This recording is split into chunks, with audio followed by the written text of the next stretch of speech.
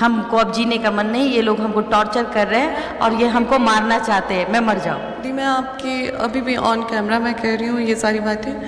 अब मैं बहुत ज़्यादा परेशान हो गई हूँ और मेरे लिए कुछ भी बचा नहीं है और मैं कर सकती हूँ ये चीज़। अपनी पत्नी की इज्जत को तार तार कर रहा है। जी बिल्कुल, और मैं कर सकती हूँ सुसाइड, क्योंकि मेरे लिए अब सुसाइड करना बहुत बड़ी बात नहीं हो गई है। लेकिन हाँ, अगर मैं सुसाइड करती हूँ तो इसके पीछे के रीज़न सिर्फ और सिर्फ पवन सिंह है, सिर्फ और सिर्फ पवन सिंह है।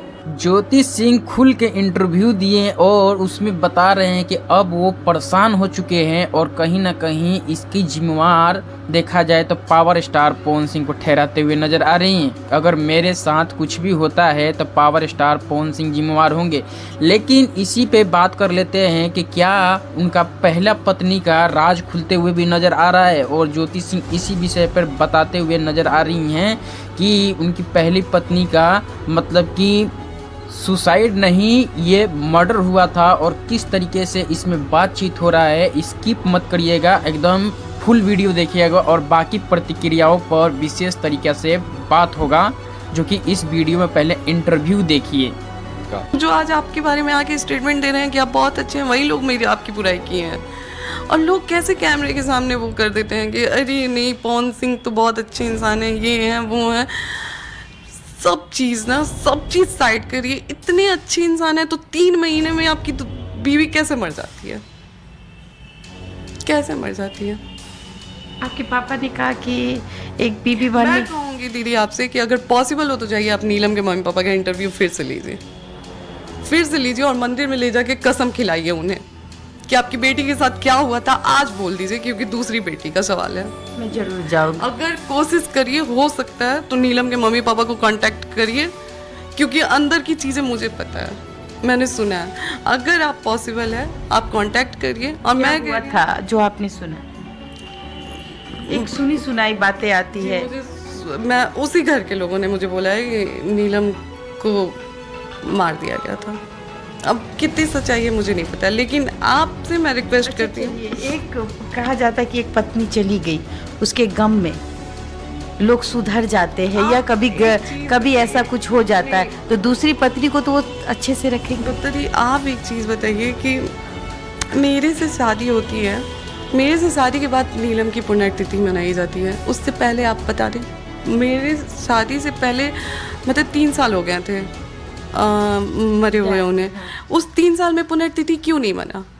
जब इन्हें लगा कि अरे अब तो चीज़ें यहाँ। जी बिल्कुल है, 3 साल पहले मेरी शादी के 3 साल पहले नीलम डेथ की हैं। और उस बीच का आप एक टाइम मुझे दिखा दीजिए कि नीलम की पुण्यतिथि मनाई गई है। पुण्यतिथि कब मनी? जब ज्योति सिंह से शादी हुई, ज्योति सिंह को नीचा दिखाने के लिए, ज्योति सिंह को वो करने के लिए कि वो मैंने अपने इंस्टा पे पोस्ट भी किया था एक टाइम, जब मैंने देखा पहली बार, जब मेरी शादी पहली बार उन्होंने पुण्यतिथि कब मनाई थी अपनी पत्नी की? जब हमसे टेंशन हुआ, इंस्टा पे पोस्ट किया गया है। ये दिखावा है जी, आप जाके इंस्टा पे चेक करिए। 3 साल में एक बार भी नहीं डाला गया। जब मेरे से शादी हुई तब से डाला गया। तो ये इंसान ना अपना सेफ साइड ढूंढ रहा था उस टाइम से ही। अच्छा, मतलब कि 3 साल गुमशुदा हो जाना, फिर अचानक से दूसरी शादी कर लेना, ज्योति सिंह को ज़िंदगी में लाके और लोगों के सामने कहीं ना कहीं सिंपैथी गेन करना कि भाई हम तो पत्नी से बहुत प्यार करते थे, अब कहीं आप भी मर गई तो फिर आपसे भी प्यार करेंगे। मैं तो साफ कह रही हूँ कि अब मेरे पास ऑप्शन ही नहीं है।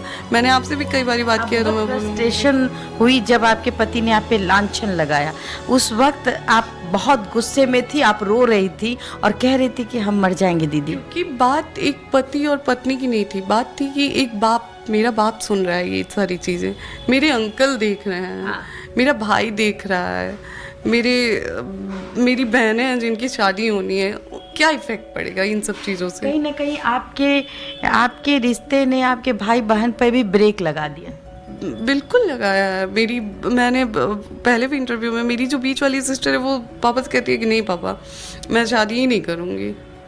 उसका साफ कहना है कि मैं शादी नहीं करूँगी, शादी नहीं करेंगे। जी, मैं उसका वो है कि इसको देख के मुझे अजीब शादी से खौफ हो गया है। मेरी बड़ी सिस्टर कॉल करती है, बोलती है कि नहीं करो, छोड़ दो, अगर तुम्हारा मन नहीं है तो छोड़ दो, क्योंकि वाकई शादी गंदा है। जैसे कि अभी तो हमें लगता है कि जहाँ आप रह रही हैं, चूँकि आप अपने गांव से दूर कहीं अपने पापा के इलाज के लिए ले रहे हैं, लाखों रुपए खर्च हो रहे हैं, तो कहीं ना कहीं आप अपने पापा से भी तो पैसे नहीं मांग पा रही हैं बिल्कुल नहीं। अपने, क्योंकि आपकी शादी हो गई है, आप Pawan Singh power star super star की पत्नी है और उसकी पत्नी के पास पहनने के लिए ना अच्छा कपड़ा है।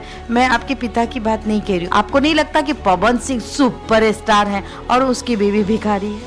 जी बिल्कुल, मेरी कंडीशन वो कर दी गई है। आप सोचिए कि इस कंडीशन में आपने देखा है पापा को, आपने सामने से देखा, किस मुंह से मैं पापा से डिमांड करूं कि आप मेरे लिए ये कर दीजिए, मेरे लिए वो कर दीजिए?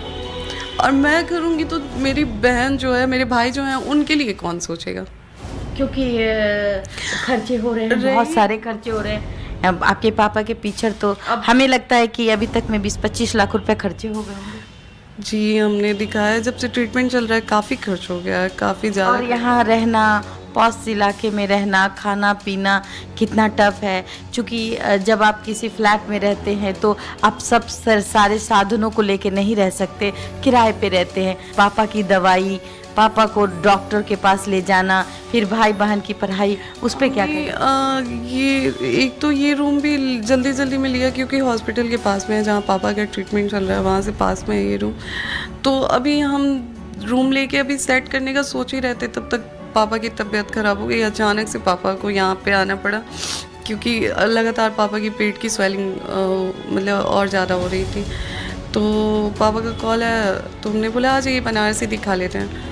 तो अब यहाँ इनके आने के बाद से लगातार इनमें बहुत ज़्यादा खर्च हो जा रहे हैं। पापा में दवा हो गया, टेस्ट वगैरह सब, रोज़ पर डे का टेस्ट है, कभी कुछ टेस्ट करवाना है, कभी कुछ टेस्ट करवाना है, तो इसमें काफ़ी कुछ, तो इसमें हम नहीं। अच्छा एक बात बताइए, 6 महीने में कभी पापा आपके पास आए बॉम्बे, कभी आपके यहाँ का चाय पिया? पापा आते थे, मुझे लेके चले जाते थे, कभी एक कप चाय नहीं पिया? मैं क्योंकि पापा को मैं एक कॉल करके एक ही चीज़ बोलती थी कि पापा आइए, नहीं तो मैं कुछ कर लूँगी।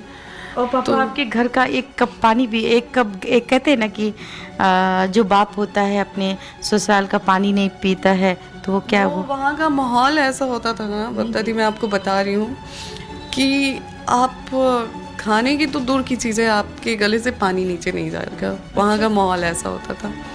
और आपके पापा अकेले जाते थे? जी मेरे पापा आते थे, हाँ सीधे हैं आप? कॉल पे मेरे पापा वहाँ पहुँच जरूर जाते थे। मैं एक कॉल करती थी कि पापा मैं परेशान हो रही हूँ, ये लोग मेरे साथ ऐसे कर रहे हैं, आप आइए।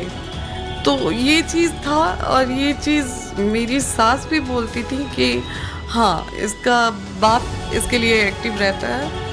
और पापा बहुत ज़्यादा मतलब सीधे हैं, बहुत ज़्यादा केयरिंग हैं अपनी, मतलब बेटों से ज़्यादा वो हमें मानते हैं। तो मेरा एक कॉल आता था कि पापा अगर कल आप नहीं आए ना तो मैं अपने आप को कुछ कर लूँगी, क्योंकि बहुत ज़्यादा हो रहा है यहाँ पे चीज़ें। तो मेरा कहना होता था पापा मुझे सुबह, अगले दिन सुबह अगर मुंबई रहती थी तो अगले दिन सुबह मुझे पापा वहाँ मिल जाते थे, आरा रहती थी तो तुरंत शाम को आ जाएंगे।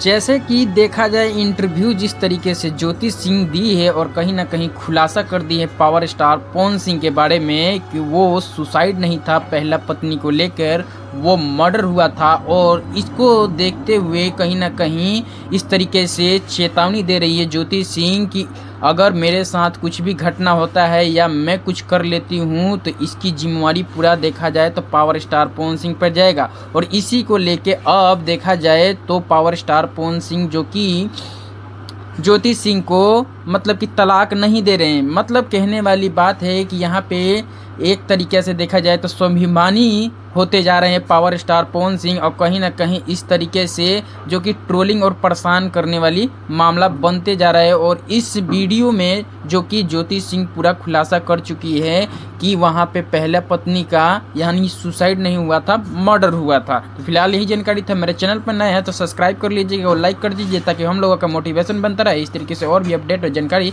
आप तक लाते रहे। मिलते हैं नेक्स्ट वीडियो में, जब तक के लिए जय भारत, जय हिंद।